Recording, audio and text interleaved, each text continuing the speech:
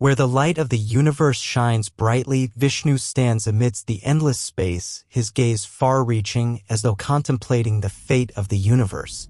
Other gods, such as Indra, Agni, and Surya, begin gathering under Vishnu's guidance. Each god carries their own light, reflecting their virtues and strength. At the summit of Mount Meru, where the universe meets light and darkness, Vishnu stands firm as a symbol of immortality and supreme power. Rays from the universe shine from all directions, forming a halo around him. The cosmic breeze, cool yet full of mystery, blows through every strand of Vishnu's hair, as if space and time itself pause while he gazes into the depths of the universe. The light from Vishnu is not just a physical light, but a light of justice and life. He is the embodiment of protection, and in this moment, his gaze seems to pierce through everything, watching what is about to unfold. At his feet, the Devas gods are slowly gathering, each god carrying their own unique light. They ascend the mountain one by one with dignity and power. Indra, the god of the sky and rain, steps forward first, holding his Vajra, thunderbolt weapon, the light from which radiates like a powerful flash of lightning. His eyes are filled with concern, but also the resolve of a seasoned warrior. He is not easily subdued by any force, but facing the Asuras, the opponent this time is too powerful and devious. Next is Agni, the god of fire. The fire burns within his body, radiating a fierce red light, warming the entire space. Yet, in Agni's eyes, there is a trace of doubt, an unfamiliar feeling of fear he has never felt before. Fire can burn everything, but against the Asuras, will this flame be enough to extinguish all evil? Finally, Surya, the sun god, steps forward. His body emits a dazzling golden light, shining as bright as the sun itself. Surya never yields, but he understands that the battle cannot be won simply by the power of light. What is most important is determination, courage, and persistence.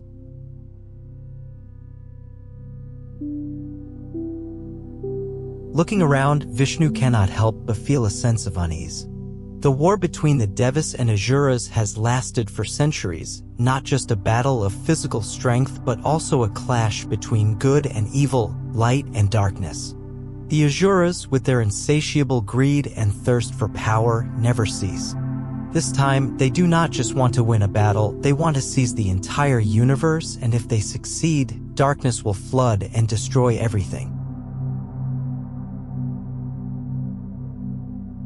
The Devas around him, though powerful, share a common feeling of restlessness.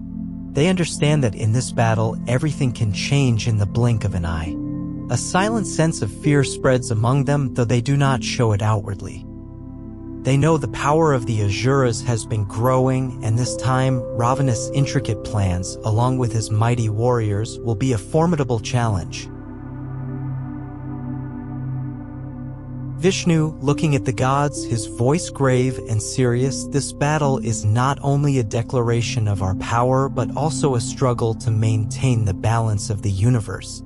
If the Asuras win, darkness will spread everywhere. All of us, no matter how powerful, cannot triumph without unity. The lesson of Ravana will not end here. Vishnu pauses, his gaze slowly shifting from one god to another, sensing the heaviness in the air. The crowd of gods looks at him with respect, but in each one's eyes, there is a hint of fear. Ravana is not an easy foe to defeat. Indra, the god of the sky, speaks up as though the first to break the silence. Indra, we've fought many times before, but this time the Asuras are stronger than ever. They've learned to exploit our weaknesses, and Ravana is an excellent strategist. Do we have enough strength to defeat him this time? Agni, the god of fire, nods, the light from his body growing brighter. Agni, I can burn everything, but what we need is not just strength, but patience and wisdom. We cannot rely solely on weapons. This time, we must understand Ravana's strategy and the schemes behind him. Surya, the sun god, speaks in a steady voice. Surya, we have been tested many times, but we must never give up. The Asuras may be powerful, but we carry within us the light of immortality. That is the one weapon we cannot afford to lose. Vishnu smiles, feeling the determination in the words of the gods. Vishnu, you are right. Strength does not come only from the body, but from will and perseverance. We can overcome any challenge, but only when we are united. In the vast sky, a brilliant golden light from Vishnu shines down, illuminating everything around it. Mandara, the great mountain, is lifted by both the Devas and the Asuras and placed in the center of the vast ocean. This is the critical moment in the plan to churn the ocean to seek Amrita, the nectar of immortality. Mandara is considered a symbol of creation and immortality, carrying the responsibility of initiating this great churning process. Under Vishnu's guidance, the warriors of both Devas and Asuras begin to cooperate. Though they are enemies, they must now work together to churn the ocean, as the common goal of obtaining Amrita promises power and immortality, something both sides crave. However, the tension between the two factions is still very evident. Any small mistake could cause everything to collapse. Vasuki, the colossal serpent, is the only creature large and powerful enough to coil around Mandara and churn the ocean. Its head, covered in sharp scales and eyes glowing like fire, rises from the water, ready to carry out its command. One part of Vasuki is controlled by the Devas, while the other is under the control of the Asuras. This cooperation is the most difficult either side has ever undertaken, but no one can change this fact. Vishnu stands high on the peak of Mandara, guiding and coordinating everything, using his Sudarshan chakra to direct. As soon as he nods, the mountain begins to rotate. The head of Vasuki moves in rhythm, creating colossal waves. The ocean fills with raging waves as if ready to burst into the universe. As Mandara begins to turn, the first wave rises powerfully. The air around seems to change, no longer calm, but filled with terror. The Devas stand tall, holding their weapons firmly, their eyes fixed on the movements of the Asuras. Indra, the god of the sky, stands close to Vishnu, his eyes looking far ahead, not only to monitor the waves, but also to prepare for the Asuras' movements. Agni and Surya stand close to each other, both the gods of fire and the sun, noticing the enormous wave rising. It is not just a regular wave, it is a wave of immense size, as if a whirlwind is about to sweep everything around. Indra looks towards Vasuki, his heart filled with concern. He knows that if the Asuras do not hold their end of the cooperation, they will not hesitate to betray and seize Amrita as soon as it is created. Ravana, the leader of the Asuras, watches from afar, his eyes gleaming with cunning, plotting his next move as he looks at Vishnu and the Devas. At that moment, another massive wave surges, and from the depths of the ocean, strange and mythical creatures begin to emerge. Kamadhenu, the divine cow, appears with a golden light, bringing prosperity to the Devas. Lakshmi, the goddess of wealth, steps onto the waters with a mysterious beauty and grace, her light spreading everywhere. Ravana sees all these strange creatures emerging from the ocean, but his insatiable greed makes him focus solely on Amrita. He knows that it is the key to attaining immortality, and he cannot allow the Devas to claim the majority of it. After Mandara begins to turn and the ocean becomes filled with violent waves, the divine artifacts and mythical creatures begin to appear one by one. Each artifact is a sign that eternal power is about to be released. First, Kamadhenu. the divine cow, rises from the ocean, releasing a sweet fragrance of prosperity and happiness. The gods look at each other, unable to hide their joy. Next, Dhanvantari, the god of medicine, appears holding a shining Amrita vessel that lights up the space. This vessel is not just an item, but a symbol of life and death, immortality and mortality. The Devas long for it, but none dare to touch it, for everything must wait for fair distribution. However, facing these priceless treasures, the Asuras cannot resist the temptation. Ravana, the leader of the Asuras, eyes filled with ambition, immediately commands his army to begin the attack. As soon as Kamadhenu appears, the golden light illuminates everywhere, as if the universe is being renewed. But right after that, Ravana can no longer contain his greed, and he immediately orders the attack. Vritra, the mighty monster, charges at the Devas, causing chaos. Indra shouts, "Stop! We must protect Amrita." Agni, the god of fire, quickly reacts, creating a wave of fire to attack the enemies approaching. But Vritra, with its colossal form, is not easily burned. It strikes back, using its strength to push the gods back. The tension between the two factions intensifies. The Asuras, under Ravana's leadership, not only attack the Devas but also try to seize the mythical treasures, especially Amrita. Vishnu, standing above, holds his Sudarshan chakra and uses his power to block the sudden attacks from the Asuras. Ravana, with his sharp intellect, quickly realizes that a direct attack is not the only way to win. He knows that if he can deceive the Devas, he will be able to seize Amrita and bring the Asuras to power. He orders his Asura warriors to attack the unprepared gods, sowing confusion among the ranks of the Devas. The Asura warriors split into smaller groups and begin attacking the gods who are guarding Amrita. Indra, though the god of the sky, still cannot stop the fierce attacks from the Asuras. Development, the attacks and defenses. Indra growls, swinging his Vajra, but a group of Asura warriors successfully distract him, attacking from behind.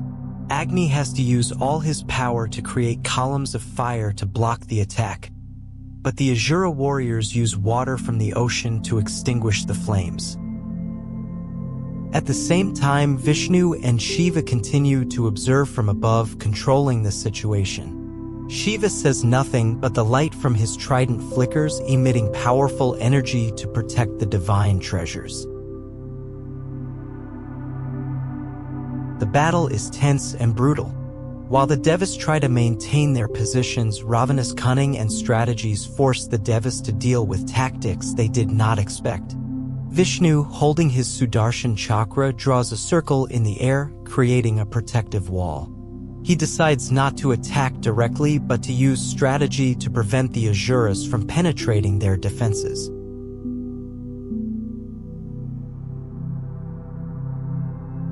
On the vast sky, a brilliant golden light from Vishnu radiates down, illuminating everything around. Mandara, the great mountain, is lifted by both the Devas and Asuras, placed in the middle of the great ocean. This is the pivotal moment of the churning process, a ritual to search for Amrita, the nectar of immortality. The Mandara mountain, considered a symbol of creation and immortality, is tasked with starting this grand churning process.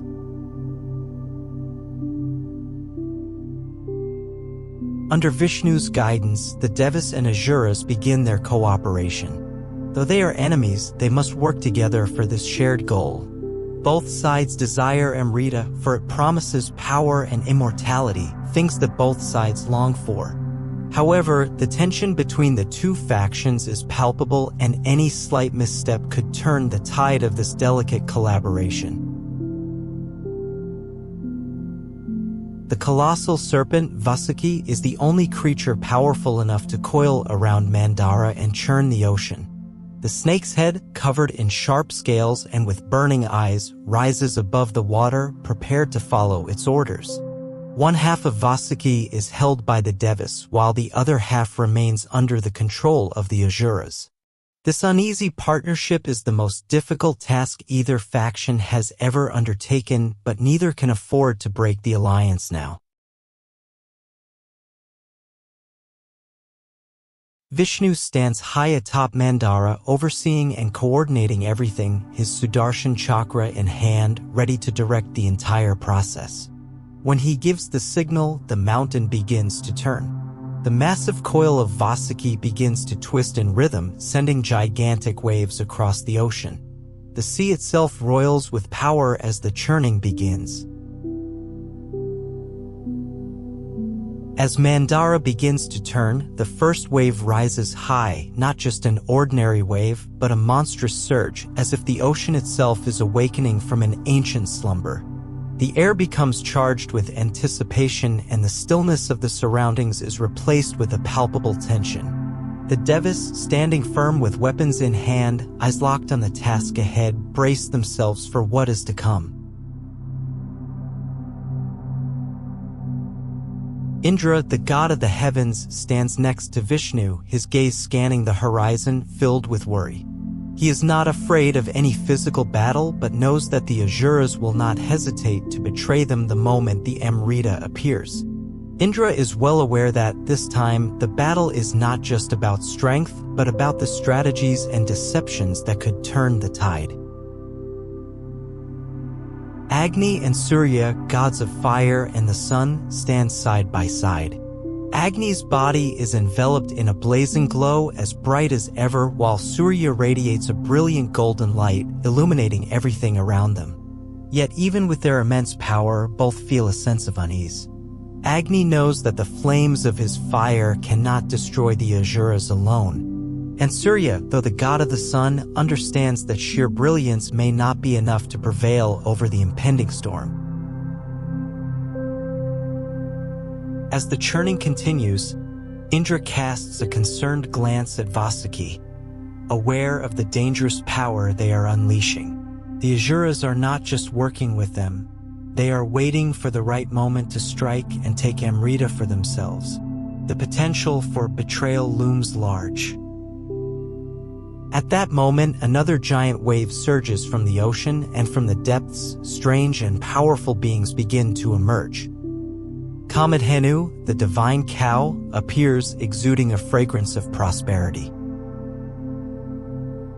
Lakshmi, the goddess of wealth, steps onto the waters, radiating a beauty and serenity that fills the air with a sense of peace.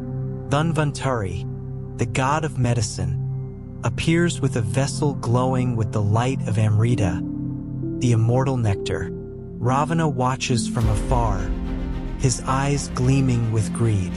The appearance of these divine beings is but a distraction.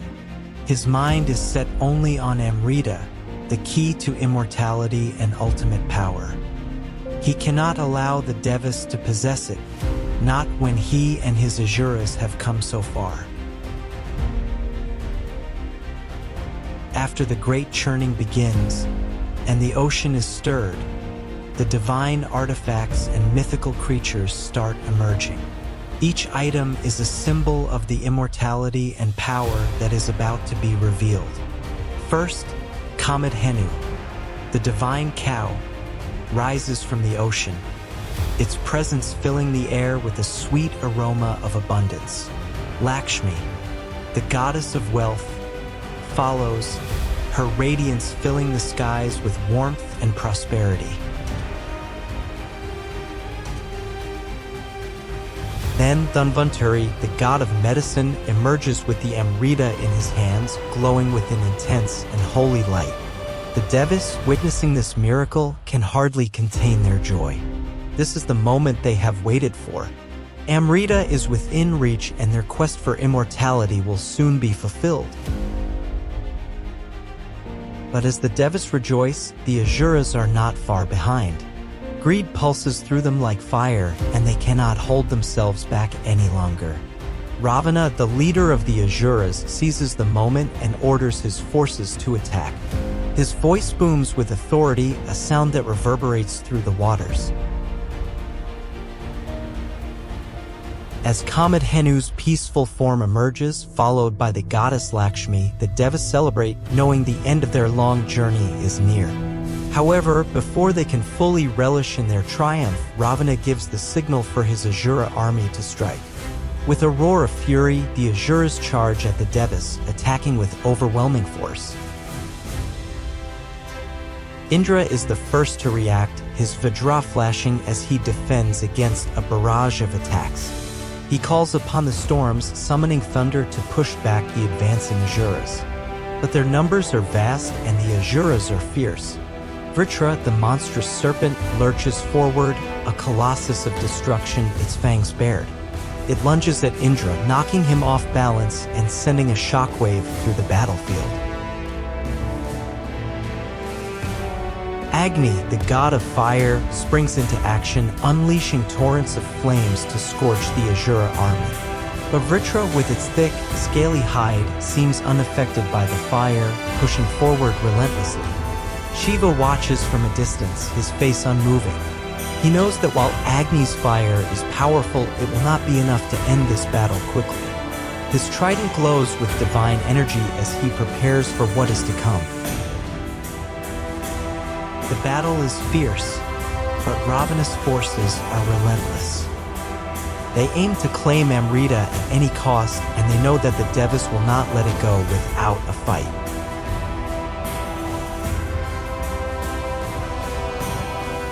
Ravana, ever the strategist, realizes that an all-out attack is not enough. He knows the Devas are powerful, but they are also bound by their sense of honor and justice. To win, Ravana needs to use his mind, not just his brute force. He orders his warriors to break off into smaller groups, attacking the Devas from unexpected angles, sowing confusion and chaos. He commands a select group of Asura warriors to deceive the Devas, attacking from behind, distracting them from their true objective, protecting Amrita. As the chaos unfolds, Ravana watches with a cunning smile. His plan is taking shape. Indra and Agni are immediately caught off guard by the unexpected attack. Vritra, leading a smaller band of Asuras, strikes from the rear, forcing Indra to defend from two fronts. The storm that Indra summons to fight off Vritra is met with waves of Asura warriors who strike with precision and coordination. Vishnu, standing from above, watches carefully. He knows that while the Devas are capable of immense power, they are not used to this type of subterfuge. His Sudarshan chakra glows brightly as he prepares to intervene if needed. But Vishnu understands that this battle is not just about raw power, it's about the will to win, the ability to adapt, and the strategic deployment of energy. Shiva, though silent, begins to prepare. He raises his trident, summoning the power of destruction, ready to eliminate the Asuras that threaten to disrupt the churning process. As the battle continues, the stakes are raised higher. Vishnu continues to monitor the conflict with careful precision, knowing that each move could tilt the balance in the struggle for Amrita. The Devas fight valiantly, but the Asuras fight with relentless fury. The outcome of this battle will decide not just their immediate fate, but the fate of the entire universe. Ravana, watching the battle unfold, has no intention of losing. His desire for Amrita is all-consuming, and he will stop at nothing to claim it. With each passing moment, the battle grows fiercer, the tension increasing as both sides strive for dominance. The churning continues, the waves grow stronger, and soon the true test of power and will begin. The battle between Vishnu and Ravana rages on, the heavens themselves trembling under the force of their struggle.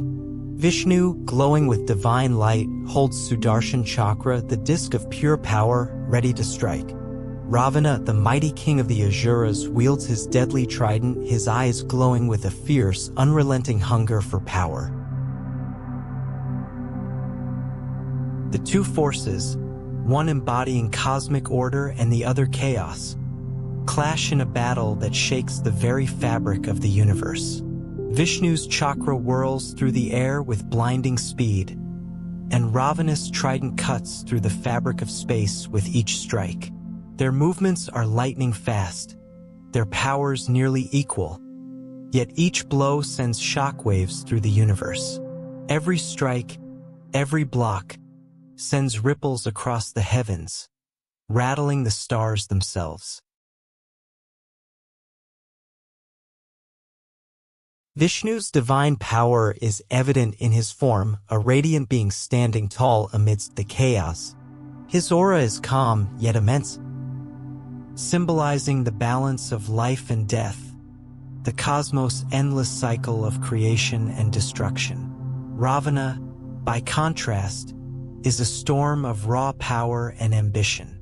His eyes burn with the desire to control the universe, and he channels his immense will through the trident, hoping to bring down the divine protector of the heavens.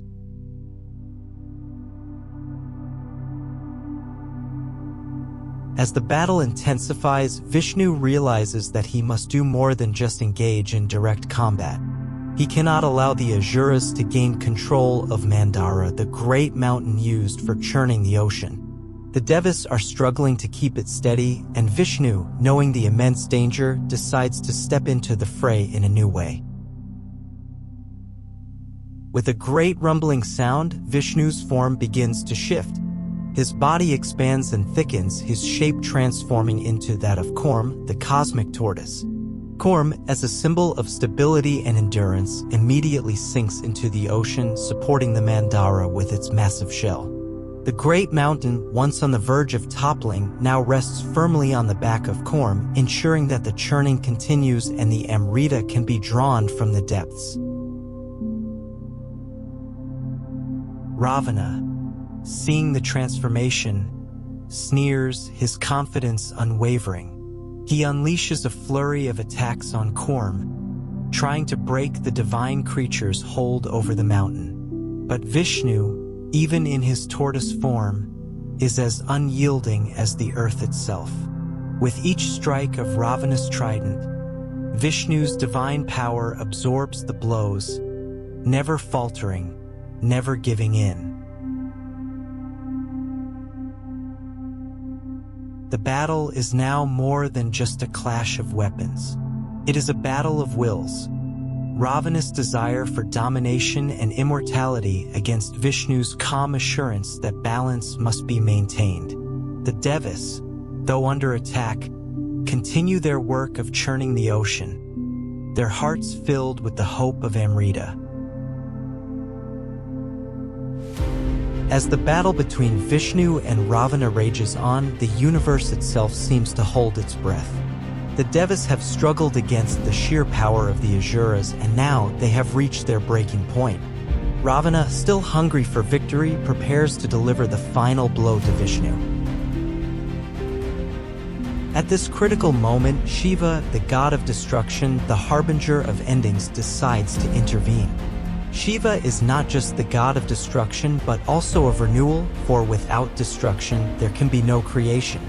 Understanding that this is the final moment in which Ravana's tyranny can be stopped, Shiva transforms into Narasimha, the terrifying half-man, half-lion form.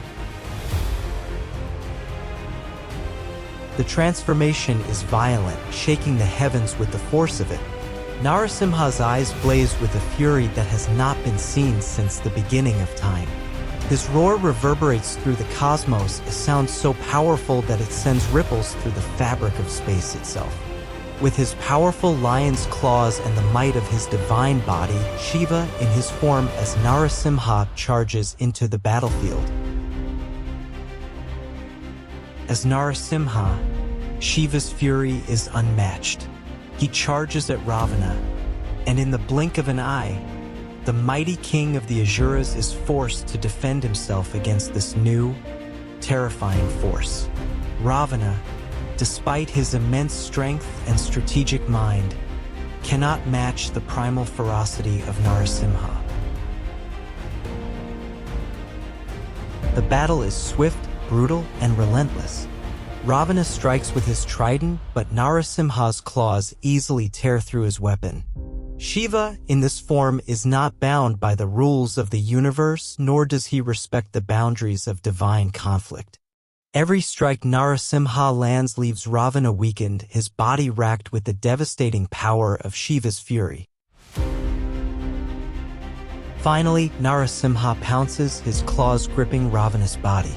With a final, earth-shattering roar, Shiva plunges his claws into Ravana's chest, tearing through the armor of his soul. Ravana's scream fills the heavens, but it is a scream of defeat as the Asura king falls to the ground, his ambition extinguished, his reign ended. Ravana, now crushed under the power of Shiva, realizes the true cost of his boundless ambition. His desire for immortality has led him down a path of destruction. In his final moments, Ravana understands that the very thing he sought to control, Amrita, was never his to claim. It was a force that belonged to the balance of the universe, and his relentless pursuit of it has brought only ruin. With Ravana defeated and his forces scattered, the Devas finally secure Amrita. The Devas' victory is hard-won, and though they now hold the coveted nectar of immortality, there is a bittersweet understanding that comes with it. The Devas have triumphed, but they know the battle is far from over.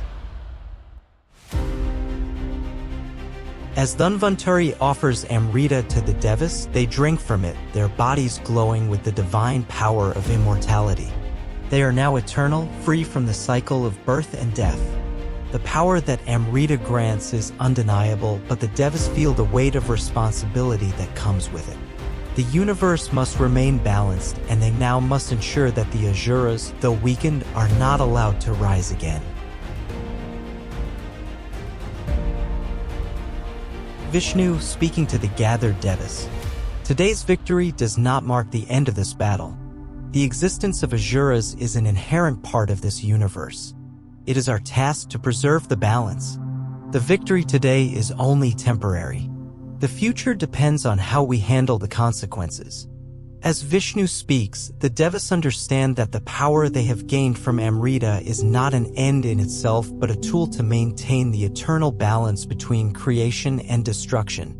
They must remain vigilant, for the universe will always have its forces of destruction, and without vigilance, the Asuras could rise again.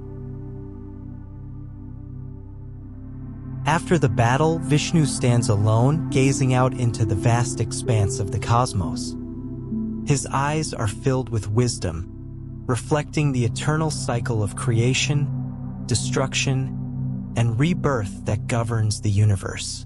As the Devas celebrate their newfound immortality, Vishnu reflects on the true nature of their existence and the path that lies ahead. Vishnu to the Devas who are gathered around him. Victory is fleeting and immortality is a gift, but it comes with its burdens. We must learn to live not for ourselves but for the balance of the universe. Amrita was not a prize to be claimed but a responsibility to bear. The battle we fought today was not to conquer the Asuras but to preserve the harmony of creation. The Asuras will rise again, and we must be prepared. The Devas listen intently to Vishnu, who speaks with the calm of a being who has witnessed countless cycles of life. Vishnu's voice is a beacon of hope and warning. He explains that the universe is in constant flux, and the eternal balance between good and evil, light and darkness, creation and destruction is necessary for the universe to function.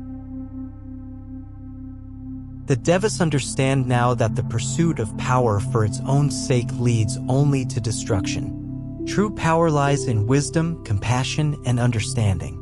They must continue their vigilance, not just because they are immortal, but because their immortality comes with the duty to maintain the cosmic balance.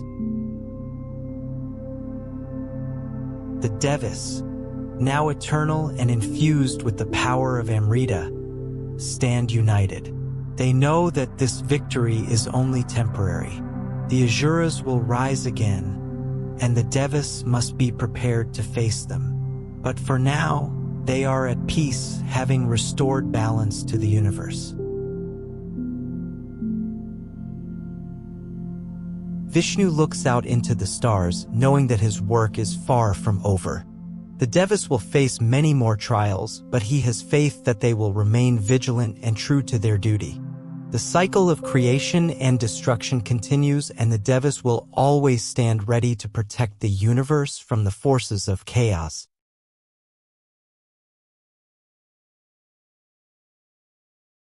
If you enjoyed this epic journey through the gods and the universe, don't forget to hit that subscribe button and join our growing community. We'd love to hear your thoughts. Leave a comment below and tell us which moment from the story stood out to you the most. Your feedback helps us create even more exciting content, so let's keep the conversation going. See you in the next adventure.